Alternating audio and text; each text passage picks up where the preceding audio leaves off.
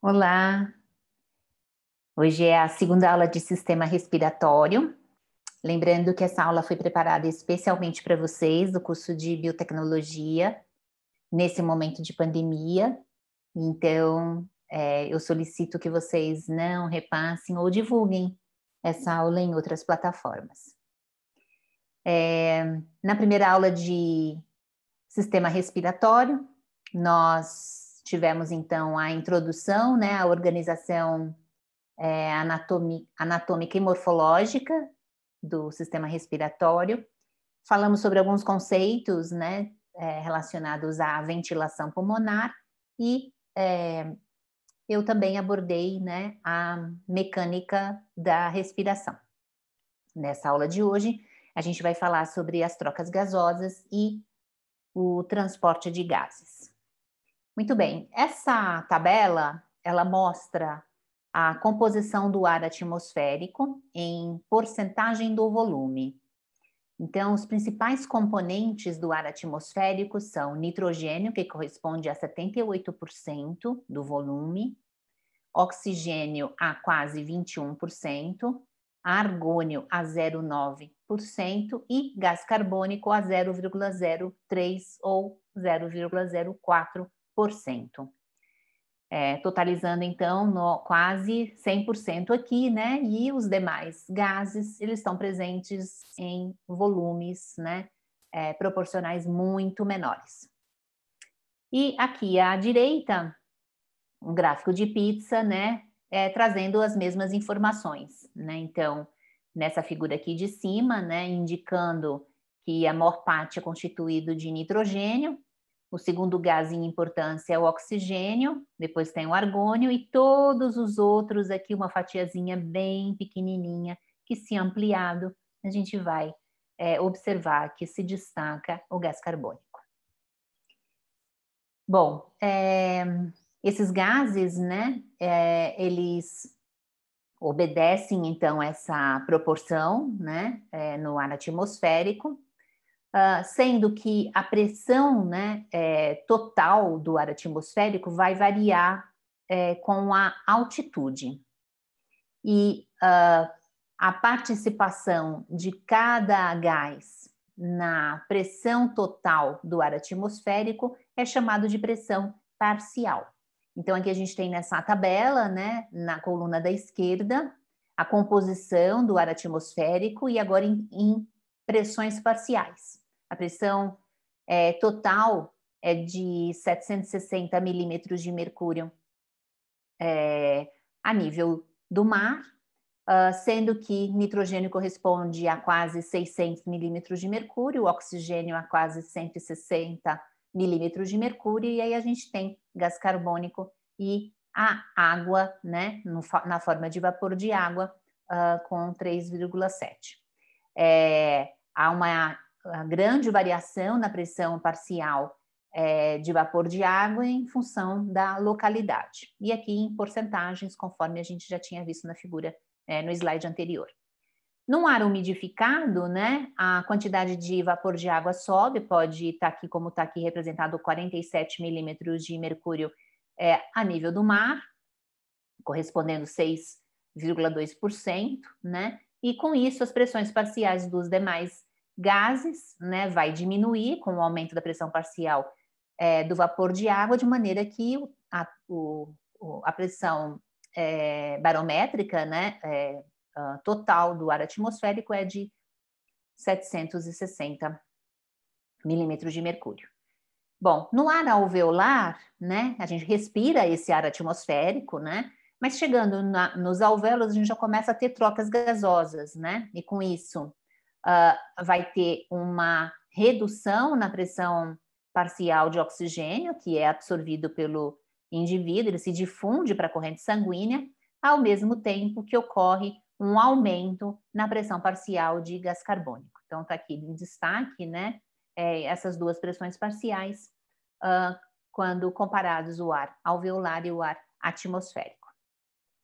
E é, de fato, o ar que está nos alvéolos pulmonares que é o ar que efetivamente participa das trocas gasosas, né? O oxigênio ele vai ser continuamente transportado para o sangue a favor de um gradiente de pressão, né, de pressão parcial, e, ao contrário, o gás carbônico se difunde do sangue também continuamente para os alvéolos, também a favor de um gradiente. Bom, como eu disse, a pressão atmosférica, ela varia com a altitude, né? Ela vai ficando menor à medida que aumenta a altitude, né? Mantendo a composição em termos de porcentagem, né? Então, as altitudes maiores que 60 quilômetros é que a gente começa a ter uma alteração na composição, mas até 60 quilômetros a proporção dos gases ela se mantém. Então, aqui a gente tem, né, a pressão barométrica a nível do mar é 760 milímetros de mercúrio, e que vai dar origem a uma pressão de oxigênio alveolar de 105. À medida que a gente sobe, né, vai então para altitudes maiores, a pressão barométrica cai. Consequentemente, também cai a pressão parcial de oxigênio. Então, só para a gente trazer, né, como exemplo, em La Paz, na Bolívia, né, que tem cerca de 4 quilômetros de altitude, ou seja, 4.000 metros de altitude, a pressão atmosférica é de 462 milímetros de mercúrio, quando comparado com o nível do mar, que é 760, tem uma diminuição bastante significativa, né? Vai estar aqui entre esses dois valores aqui, né, de 3.000 a 6.000, isso vai gerar, né, uma pressão de oxigênio nos alvéolos inferior a 70 milímetros de mercúrio. Brasília, ela está numa altitude de um pouco mais de 1.000 metros, né, com uma pressão barométrica de 753 milímetros de mercúrio, de maneira que não tem uma alteração significativa com relação ao nível do mar na pressão parcial de oxigênio. Muito bem, então aqui de novo a gente tem esses valores, né, das pressões parciais do ar atmosférico. Os gases respiratórios são oxigênio e gás carbônico, e é deles que a gente vai então passar a falar, né? E eventualmente também vão ser trazidos os valores das pressões parciais de vapor de água, né? Aqui a gente também tem de nitrogênio, mas os gases respiratórios são oxigênio e gás carbônico. Então, aqui estão os valores, né, que já foram apresentados, né? E no ar traqueal, então, a partir do momento que o ar ele é inalado, as pressões elas começam a ser alteradas, as pressões parciais começam a ser alteradas. Por quê? Vocês devem lembrar na aula passada, né, que eu mencionei para vocês que a gente tem um espaço morto. E esse espaço morto, ele é preenchido pelo ar da última expiração. Então, já há uma mistura do ar inalado com aquele ar que estava no espaço morto. Isso vai fazer com que as pressões parciais se alterem. Então, no ar traqueal, a gente já tem menos oxigênio do que no ar atmosférico, né? E vai ter um pouco mais de gás carbônico, mas aqui está numa casa decimal que não consegue ainda ser observado, né?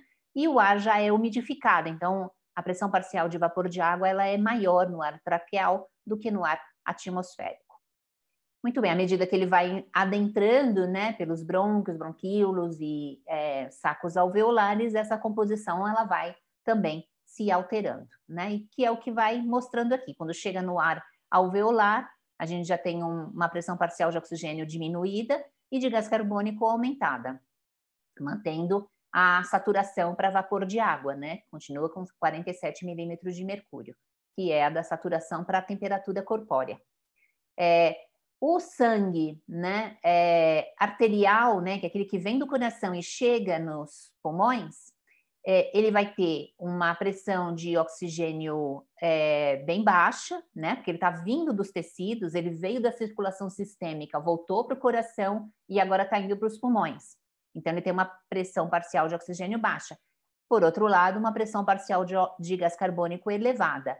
E a partir, então, da chegada do sangue nos sacos alveolares, por conta de gradiente de pressão, as difusões de gases começam a acontecer até que o sangue que deixa os alvéolos, né? Então, o sangue aqui errado, né? É o sangue venoso, aquele que vai retornar ao coração, né?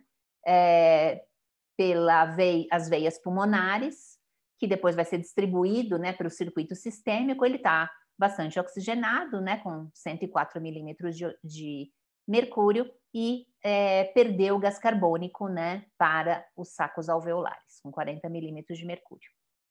Muito bem.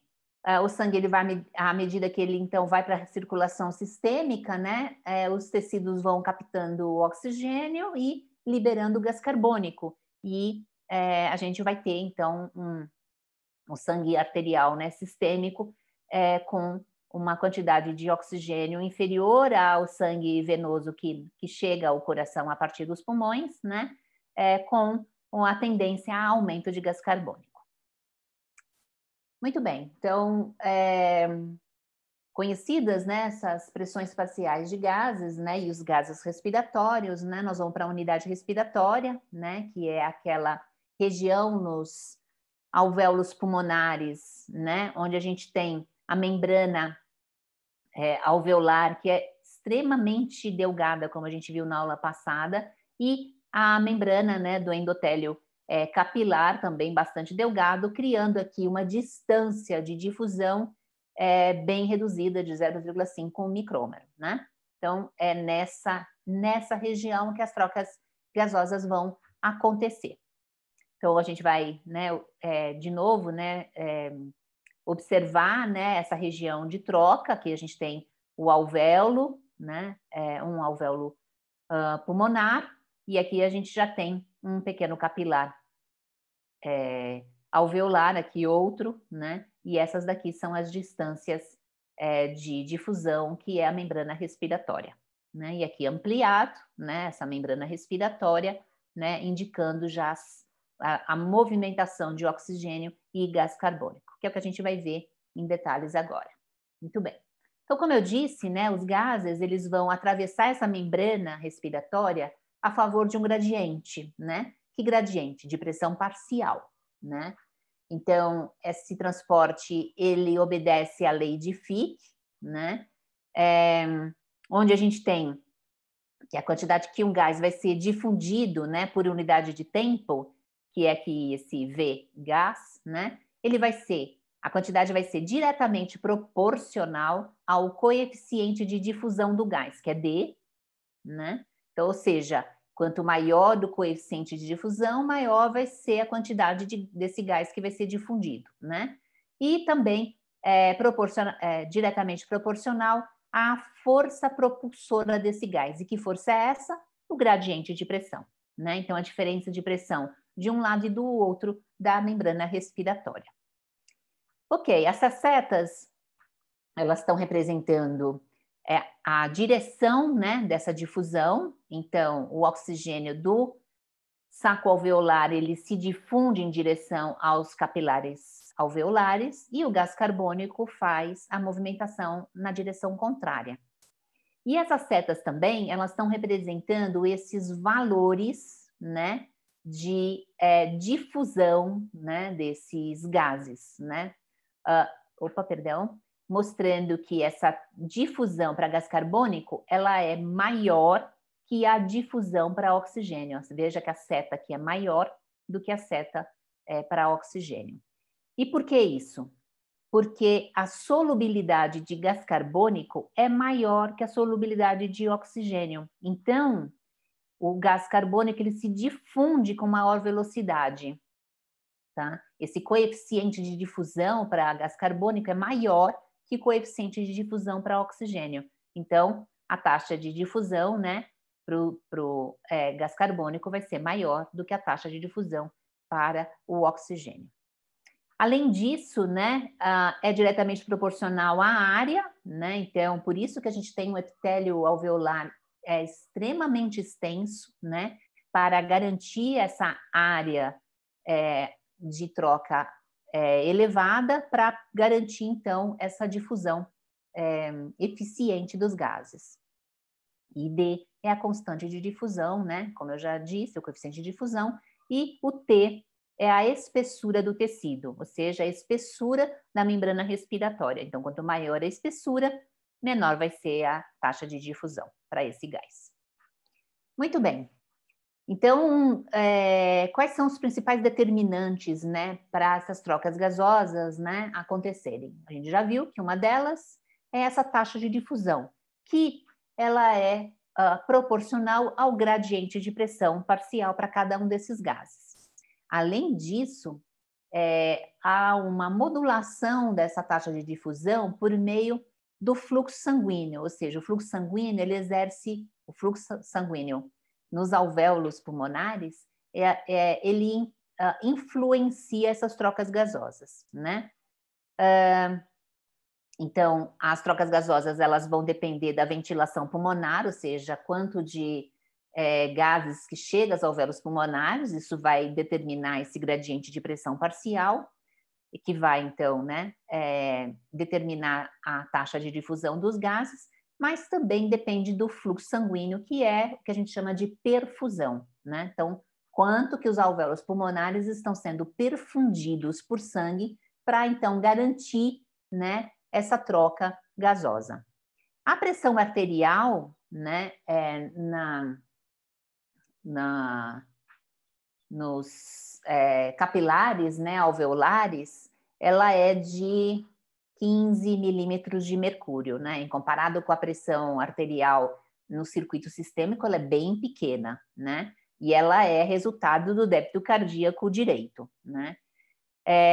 E por conta dessa pressão baixa, né, do sangue que chega aos pulmões, o fluxo sanguíneo pulmonar, ele vai estar sujeito à ação gravitacional, né? E o que isso quer dizer? Quer dizer que em uma pessoa que esteja na postura em pé, né, o fluxo sanguíneo no ápice dos pulmões, então na região mais superior, vai ser menor do que o fluxo sanguíneo na base dos pulmões. E isso só é verdade porque a gente está falando aqui de pressões arteriais baixas. No circuito sistêmico, né, isso não acontece. Então, é o que a gente tem aqui nessa figura, que a gente está a relação, né, da ventilação e da perfusão, né? Então, ventilação pulmonar e perfusão sanguínea, né?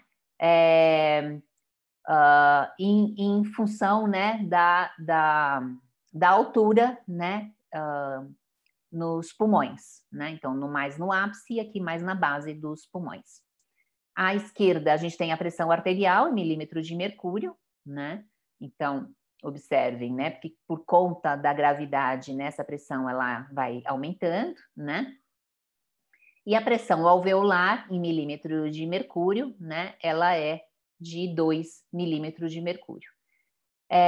E aqui, né, a gente tem à direita, né, a pressão venosa também em milímetros de mercúrio, ou seja, o sangue, depois de oxigenar, depois das trocas, né, que ele está deixando os pulmões em direção novamente ao coração, né? Então, que a gente tem, né, uma perda, né, dessa pressão, o que é observado em todo, nos dois circuitos, né? Ao longo do trajeto vai sendo, a pressão arterial vai diminuindo, né? A pressão sanguínea vai diminuindo, né?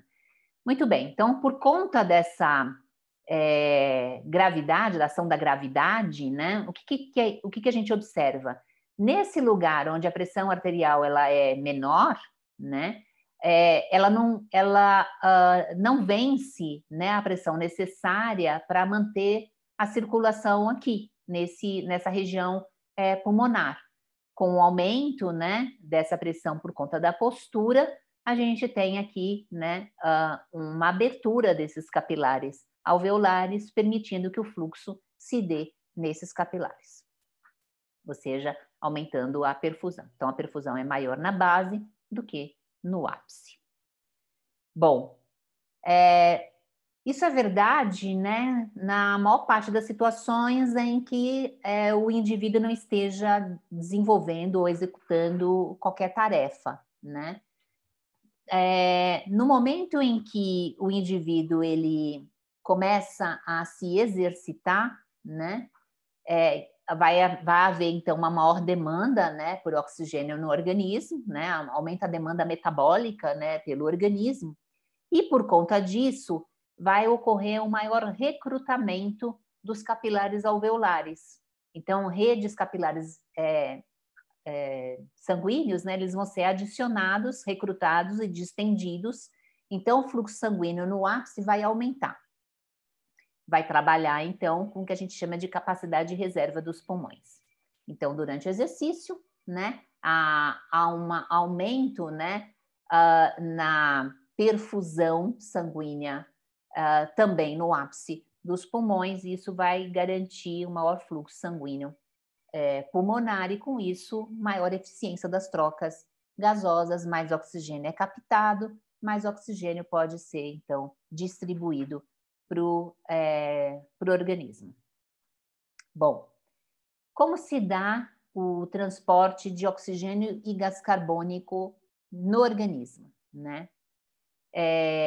Nós vamos falar aqui, né, ainda de alguns conceitos, né? Já falamos sobre a difusão dos gases através de membrana, que depende da diferença de pressão parcial, né? Que também depende da área, quanto maior a área, maior é essa troca, não só nos pulmões, mas agora também nos tecidos, né? E depende da solubilidade do gás na membrana respiratória, segundo a lei de Henry, né? Que é a lei da solubilidade de gases. Então, a concentração do gás dissolvido vai ser proporcional à sua pressão parcial. Bom, o oxigênio ele é pouco solúvel em meio aquoso. Então, há pouco oxigênio na forma de gás dissolvido no plasma. E, por isso, o transporte de oxigênio ele ocorre principalmente ligado a uma proteína, que é a hemoglobina. Ou seja, o transporte se dá na forma de oxihemoglobina. Então, de novo, é importante, né, o transporte de oxigênio ligado à hemoglobina, porque a solubilidade de oxigênio no sangue ela é muito baixa.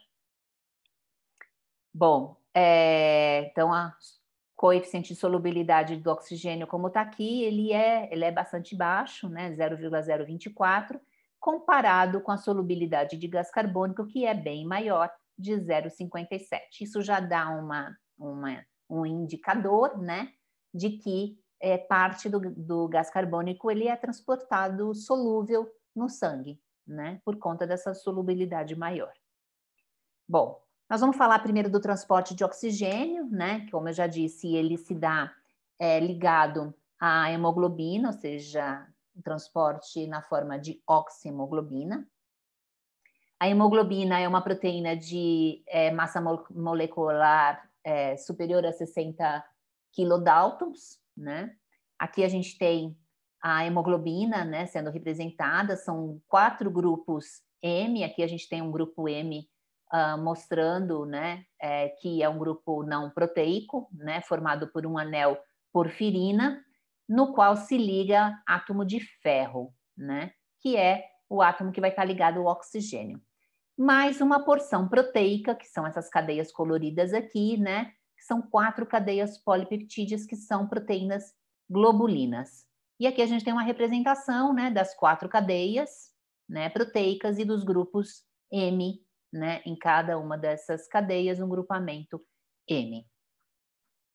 Então, essa é a hemoglobina, né, e ela vai, então, se ligar, né, ao oxigênio, o oxigênio se liga à hemoglobina, formando a oxihemoglobina, né. Na forma desóxi, ou seja, sem a ligação de oxigênio, a gente tem um próton, né, ligado à proteína, né, e quando esse próton se desliga, né, da proteína, o oxigênio consegue se ligar à hemoglobina nessa região da porção do anel porfírico, né, que é onde tem o átomo de ferro. Esse oxigênio se liga ao grupamento M de uma maneira frouxa, né, e irreversível, né? Então, se tiver de novo adição de um próton H+, o que vai acontecer? Isso vai deslocar o oxigênio e ele se desliga, tá? Bom, essa ligação essa mudança, né, da hemoglobina deoxi para hemoglobina oxi, né, ela acontece segundo uma porcentagem de saturação, né?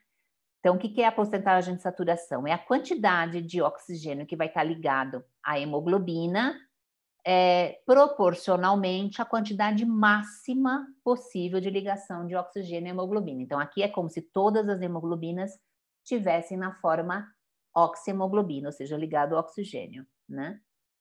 E com isso a gente constrói uma curva, né, que é a curva de associação da hemoglobina, ou é sinônimo, né, assim, a curva é a mesma, que é a dissociação da oxihemoglobina, que é o que a gente tem aqui. Aqui a gente tem a saturação, né, de oxigênio, né, a porcentagem, né, de saturação de oxigênio, em função da pressão parcial de oxigênio, né? Então, quanto maior a pressão parcial de oxigênio, maior vai sendo a saturação da hemoglobina, né? Então, o oxigênio vai se ligando à hemoglobina, aumentando, então, essa porcentagem de saturação, né? Para que a gente atinja um platô aqui, que é o quê?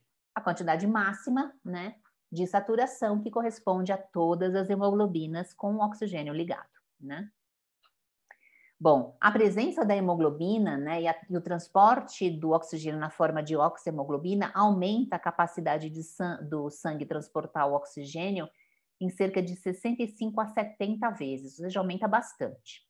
No homem, cada 100 ml de sangue contém de 15 a 16 gramas de hemoglobina. Na mulher, 14 gramas de hemoglobina para cada 100 ml, né? E essa pequena diferença aqui parece explicar a menor capacidade aeróbica nas mulheres, né?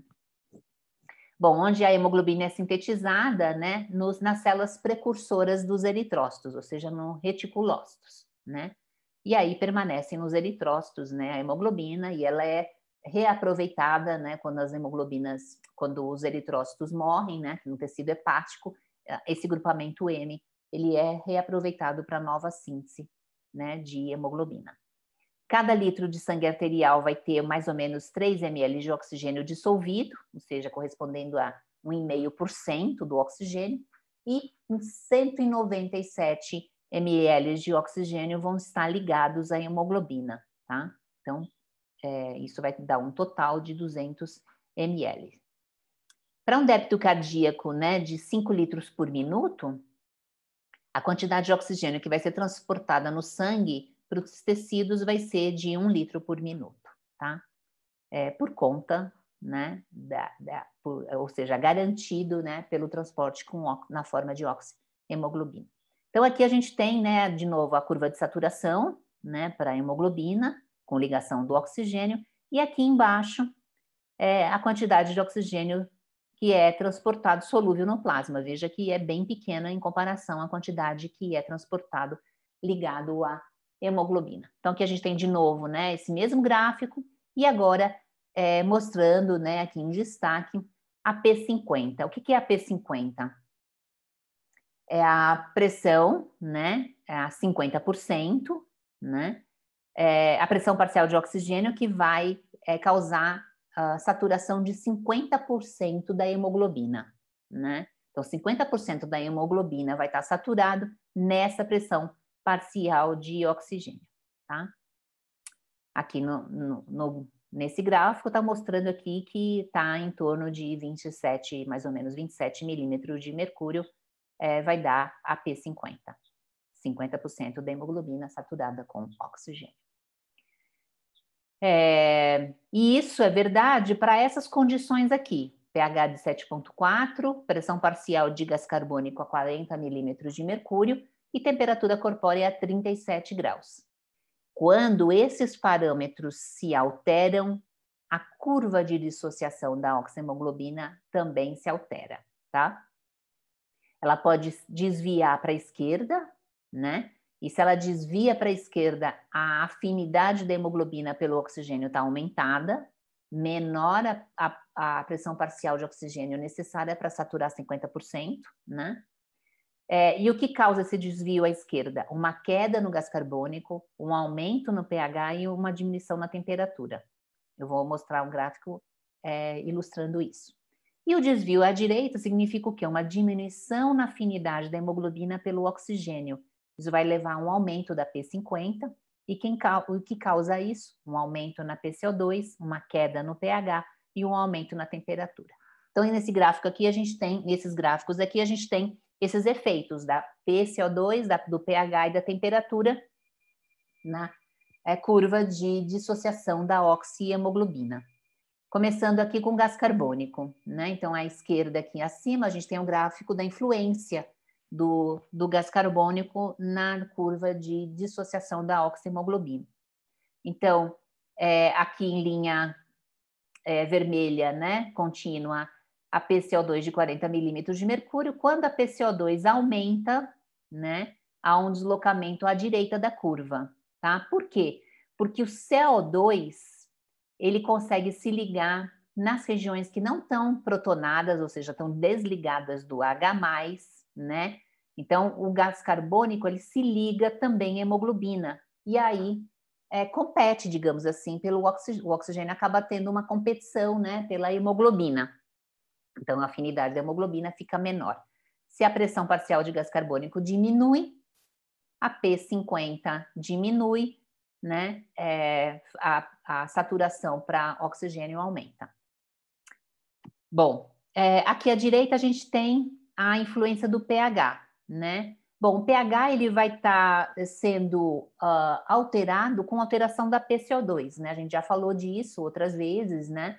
Quando a gente tem um aumento na PCO2, a gente vai ter a formação de ácido carbônico que vai se dissociar em H+, em bicarbonato. Esse H+ aumentado com o aumento na PCO2 vai fazer com que o pH diminua, né? Então, a gente vai ter acidez, né? Então, é o que está mostrando aqui, né?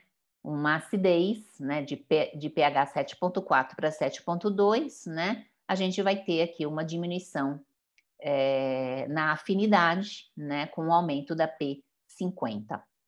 Esse efeito do pH na curva de dissociação da oxihemoglobina é chamado de efeito Bohr.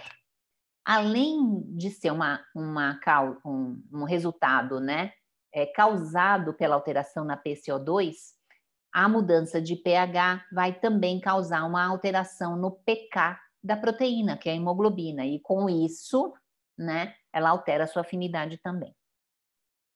E aqui embaixo a gente tem, né, o resultado, o efeito, né, da mudança de temperatura na curva de dissociação da oxihemoglobina. Um aumento na temperatura também vai causar alterações nos valores de pK, reduzindo a afinidade, então a gente vai ter uma P50 maior.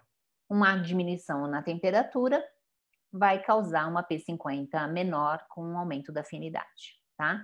Bom, todas essas alterações aqui, elas estão diretamente relacionadas à atividade metabólica dos tecidos.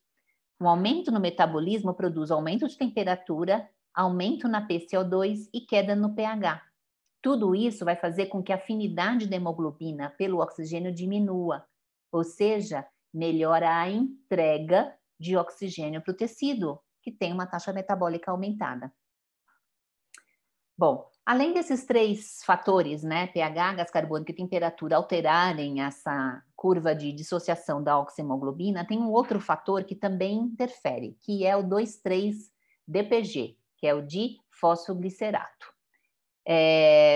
Aqui a gente, né, tem o mecanismo com o qual isso acontece, né? O DPG, o 2,3-DPG, ele se liga à porção M da hemoglobina, né, num sítio de ligação do oxigênio e por isso deslocando o oxigênio da hemoglobina, tá? Então diminui a afinidade, tá? Bom, 2,3-DPG, ele é sintetizado, né, a partir de uma via metabólica que é característico dos eritrócitos, né? Então, glicose, ela entra na via, né, para as pentoses, né? E nos eritrócitos, ela deslocada para 2,3-DPG, tá? Por conta de uma enzima, né, que é a mutase, depois a fosfatase, diferenciadas nos eritrócitos, que fazem com que ocorra essa síntese. Bom, qual que é a função, né, do 2,3-DPG? Né? Regular essa liberação de oxigênio nos tecidos, né? A concentração de 2,3-DPG ela é menor nos estágios pré-natais, né? porque a hemoglobina fetal ela tem uma maior afinidade por oxigênio, possuindo uma cadeia diferente, né, da hemoglobina, que não é alfa nem a beta, é uma cadeia gama, que vai se ligar com uma menor afinidade ao 2,3-DPG que as cadeias alfa do adulto, né? A sua produção, né, do 2,3-DPG ela está aumentada quando a necessidade de oxigênio pelos tecidos aumenta, ou seja, em situações de hipóxia, de anemia, de fibrose e cardiopatia cianótica congênita. Então, há um aumento na produção de 2,3-DPG quando as necessidades de oxigênio estão aumentadas, né? E aí, 2,3-DPG vai se ligar à hemoglobina, deslocando o oxigênio da hemoglobina e entregando, então, com maior eficiência, o oxigênio para os tecidos. E aí a gente tem esse gráfico que resume os 4 fatores que interferem com a curva de dissociação da oxihemoglobina, né? Temperatura, gás carbônico, 2,3-DPG e pH, né? Se eles aumentam a afinidade diminuindo a P50 ou se eles diminuem a afinidade aumentando a P50.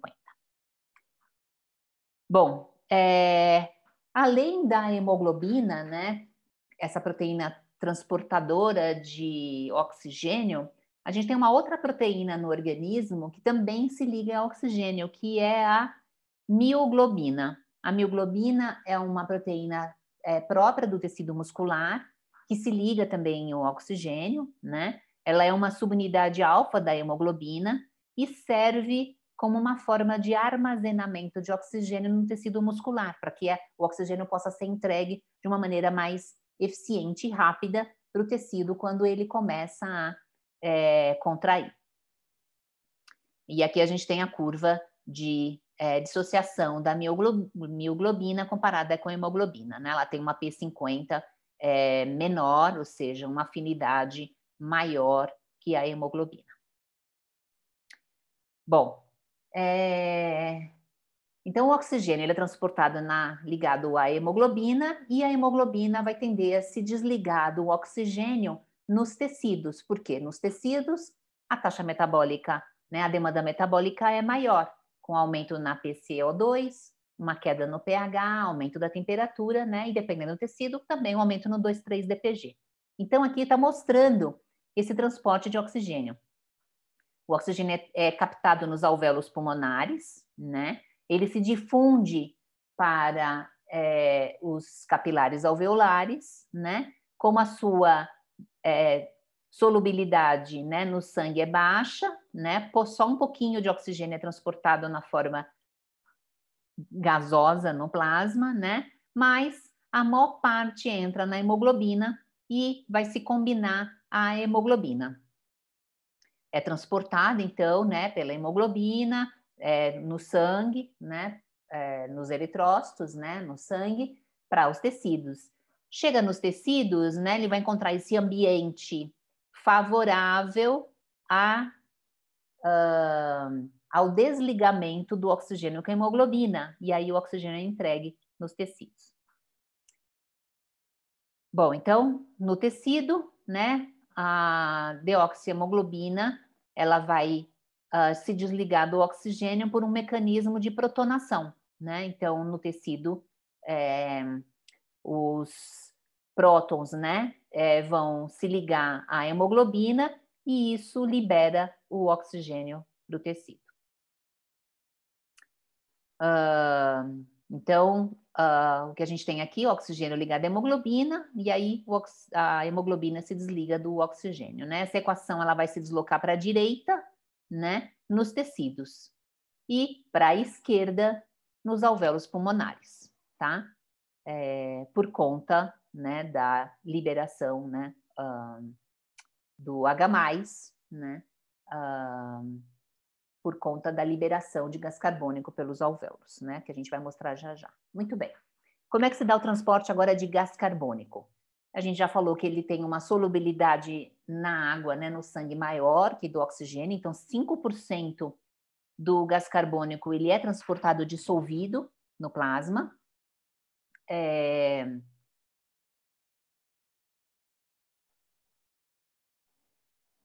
90% do gás carbônico é transportado na forma de bicarbonato ou seja, combinando com a água, dando origem a ácido carbônico, que depois se dissocia em H+, em bicarbonato, né? E também na forma de componentes carbamino, 5% do gás carbônico é transportado desse jeito. Um exemplo ligado à hemoglobina, né? Como eu já mencionei, a hemoglobina também tem afinidade para o gás carbônico no mesmo sítio de ligação, né? Do oxigênio. Bom, então, voltando, a maior parte do gás carbônico é transportado na forma de bicarbonato. Essa formação de bicarbonato, ela é catalisada por uma enzima que é a anidrase carbônica. Essa enzima ela está presente nos eritrócitos, tem um papel muito importante no transporte de gás carbônico e também no controle de pH no sangue. É ela que vai catalisar a conversão de dióxido de carbono, né, de CO2 e água em ácido carbônico e também a dissociação do ácido carbônico em bicarbonato em H+, assim como a associação do bicarbonato com H+, formando de novo ácido carbônico. Então, essas reações elas são catalisadas pela anidrase carbônica, que está presente nos eritrócitos. Então, o transporte de gás carbônico, né? Então, gás carbônico é produzido, então, nos tecidos, né? A partir do metabolismo, né? Da celular, metabolismo celular, né? Isso vai fazer com que a pressão parcial de gás carbônico aumente, parte dele é transportado em solução, né? 5%, 5% ligado à hemoglobina, na forma de carbamino hemoglobina, mas 90% é transportado na forma de bicarbonato, né? Então, a gente tem nos eritrócitos o gás carbônico entrando nos eritrócitos, na presença de anidrase carbônica, então ele vai dar origem a H+ e bicarbonato, e o bicarbonato é transportado como um tampão sanguíneo, né? A hora que chega nos alvéolos pulmonares, né?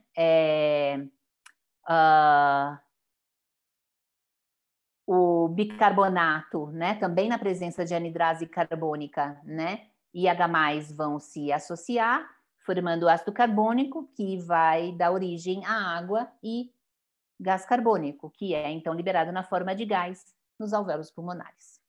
Tá? E essa figurinha mostrando então um pouquinho mais de detalhe isso, gás carbônico produzido pelo metabolismo celular, entra nos eritrócitos, na presença de anidrase carbônica dá origem a bicarbonato, que é transportado na corrente sanguínea. Parte fica ainda nos eritrócitos, né? Mas parte é transportado para o sangue e é transportado como sal, né? No sangue, ligado a sódio, às vezes ligado a potássio, enfim. Há várias maneiras, né, de estar transportando esse bicarbonato. Ok, né, e essas formas livres, né, em gás ou ligado também à hemoglobina, como eu disse. Então, em resumo, né, as trocas gasosas no tecido são as seguintes. O tecido produz gás carbônico, se difunde aqui no eritrócito, vai dar origem a bicarbonato e H+. Olha só, esse H+, agora aqui, vai se ligar à hemoglobina, que estava carregando o oxigênio, né? Que veio dos pulmões, né? Ok.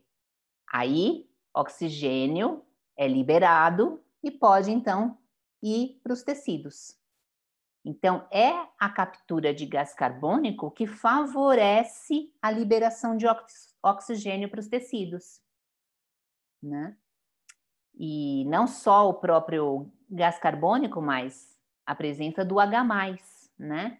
É ele que vai combinar com a hemoglobina, liberando o oxigênio para os tecidos. Já nos alvéolos, o que acontece é o contrário, né? Então, o oxigênio, ele é captado, né, por difusão, ele vai para a corrente sanguínea, vai para os eritrócitos, se liga à hemoglobina e isso desliga o H+. Bom, desligou o H+, agora se combina na presença de anidrase carbônica com o bicarbonato, convertido em ácido carbônico, que vai dar origem a CO2 e água. Esse CO2, então, se difunde em direção aos alvéolos pulmonares. tá? Então, é uma combinação muito importante, né, dos mecanismos de transporte e de troca gasosa, oxigênio e gás carbônico, um depende do outro, né? Bom, para finalizar, né, tem um outro gás que também se liga à hemoglobina no mesmo sítio, né, que é o monóxido de carbono, né, o CO. E essa ligação do monóxido de carbono com a hemoglobina ocorre numa afinidade 210 vezes maior do que a afinidade por oxigênio. Isso faz com que o monóxido de carbono se ligue à hemoglobina de uma maneira mais duradoura e impedindo, né, que a ligação com o oxigênio se dê, e por isso que o monóxido de carbono ele é muito perigoso e deletério, podendo levar, né, inclusive à morte do indivíduo quando ele respira altas taxas de monóxido de carbono. Ok, com isso a gente encerra essa aula de hoje, a segunda aula de respiratório, né? Logo mais vocês receberão, né, e poderão ver também a aula 3, que será a última aula de sistema respiratório.